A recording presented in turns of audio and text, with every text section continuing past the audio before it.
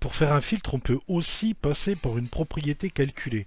Alors évidemment, la syntaxe diffère un peu, mais c'est assez pratique quand on a l'habitude de le faire, d'utiliser ce genre de choses. Alors le filtre, il est toujours créé par une fonction, en fait, qui est cette fois-ci dans la partie computed, puisque c'est une fonction calculée, donc computed, de l'objet vu. On utilise le même principe que le filtrage par fonction, en fait. Alors par exemple, je vais reprendre ma liste de Gaulois via Ajax. Je vais filtrer cette liste sur une spécialité, cette fois-ci, saisie dans un champ texte. Cette fois, on n'utilise plus une chaîne qui permet de stocker ce qu'on saisit, ce qu'on avait fait sur l'exemple précédent, pour filtrer les Gaulois dont la spécialité correspond à la chaîne. Alors évidemment, dans ce cas-là, on va utiliser deux éléments puisqu'on va mettre un champ de saisie et il faudra mettre la chaîne saisie dans une des données de l'objet vu. Et on va mettre une liaison avec le champ de saisie par le biais d'un vmodel. Et puis, quand on fait ce genre de choses, c'est-à-dire du filtrage dynamique, en fait, on va utiliser une fonction include, avec un S, afin de vérifier évidemment si la spécialité du Gaulois correspond à ce qu'on saisit. C'est-à-dire, dès qu'on va taper les n premiers caractères, il va chercher toutes les spécialités qui commencent par les caractères qu'on a rentrés. Donc voilà le principe. Alors, sur cet exemple 0902, que je vais vous montrer, le voilà. Donc au départ, on les a tous, puisque j'ai rien saisi ici. Et puis si je dis, par exemple, je veux les druides. Donc il y en a qu'un qui, la spécialité, c'est la seule qui commence par D. Donc vous voyez que vous avez tous les druides.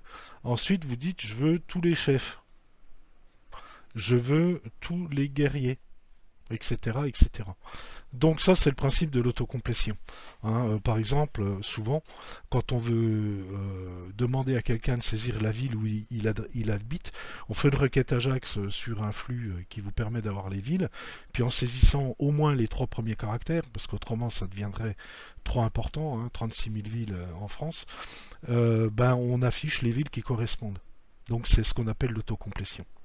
Alors si on regarde un petit peu le programme, pour faire ce mécanisme, il n'est pas très difficile à implémenter. Toujours ma requête Ajax sur la liste de villageois. Donc je récupère évidemment la promesse que je mets dans ma liste de Gaulois qui est au départ vide. Et vous voyez, j'ai mis un deuxième champ au départ qui est vide.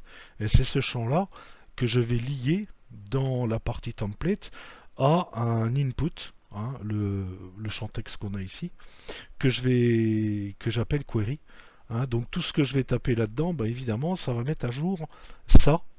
Et puis, dans ma propriété ici calculée, je vais utiliser en fait une fonction search, enfin une propriété calculée search, qui est le résultat d'une fonction, qui va me permettre de récupérer localement pour éviter de faire une closure.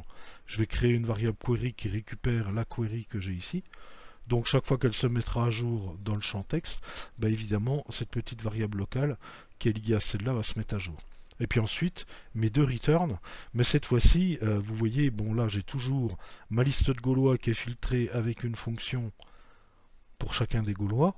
Et là, vous voyez ce que je renvoie, c'est pour le Gaulois sur lequel je suis, sa spécialité, donc le nom de la spécialité du Gaulois, inclus ce que je suis en train de taper dans mon champ texte. Et là, on fait un filtrage, donc par inclusion, c'est-à-dire vous allez taper un D majuscule, puisque les noms des spécialités sont en majuscules, il va vous ramener tous ceux dont la spécialité commence par D majuscule, etc., etc. Et puis ici, dans le résultat de la liste, donc je fais le VFOR, et je fais le VFOR sur la propriété calculée qui est ici. D'accord? Alors c'est toujours le principe d'une fonction. On pourrait le faire dans une fonction de la partie méthode de la même façon, en utilisant exactement le même mécanisme. Là c'est simplement pour vous montrer comment on fait de l'autocomplétion, simplement. Il n'y a pas d'un code hallucinant. Et puis c'est facile à implémenter et puis c'est plutôt très très pratique.